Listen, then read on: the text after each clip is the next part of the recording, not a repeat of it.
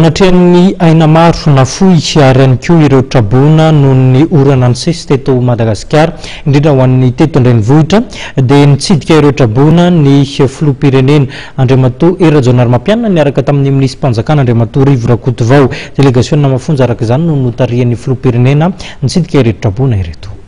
Nizay fotony ny zava-misy iainan'ny trabona ny fokontany samihafa vokatry ny oran'ny kiza teto an-drenivohitra ny delegaciona notarian'ny filoham-pirenena Rajaonarimampianina.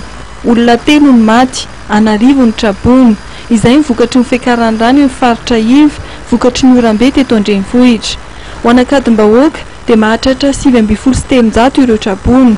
Ankaditoa 7,700, Maroro 20,100, Akazomanga mahery ny 300.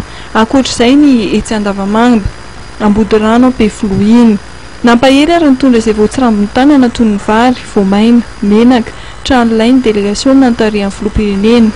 Anisan'ny mahatonga nitondra-drano toy izao araka nambaran'ny mponina ny fahatsitsiana ny lakan-drano vokatry ny fako sy ny fanondrenana tsy ara-dalàna. Zay zao mbola tsy manana tanty, mbola tsy voasoratra maro an'izay zao. Zay zao mianaka zay no atrano aloha ny fiainana. Izay efa herinandro zay. Inona nahatonga anareo teto rodana ny trano sa malao? Trano fa feno rano be ao atrano dia izy mandeha mianatra zany ny ankizy fa tena hoe mifiry zany zay mandeha tany ankizy. Andrefa hipetra amin'ny fisorohana ny tondra-drano manomboka izao ny fitondram-panjakana amin'ny alalan'ny fanamboarana foto-drafitrasa mifanaraka amin'ny malagasy.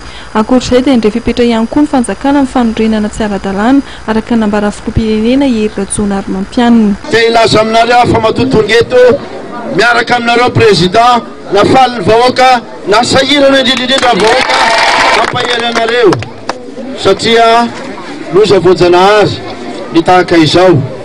Anjaratsika ny mifanohana, anjaratsika ny fanometanana, anjara fitondram-panjakana isa tokony no mandray fepetra rehetra mba anampiana ny vahoaka ary isorohana arak'izay azo atao loza tahaka izao. Niara-dita ny filoham-pirenena Rajaonarimampianina nitsidika ireo faritra trabona ny maraina teo ireo mpikambana ao amin'ny gouvernemanta notarian'ny minisitrim-panjakana Rivo Rakotovao, PDS ny commune Antananarivo renivohitra ary ireo sampandraraha miankina amin'ny ministera amin'ny sahanan'ny rano.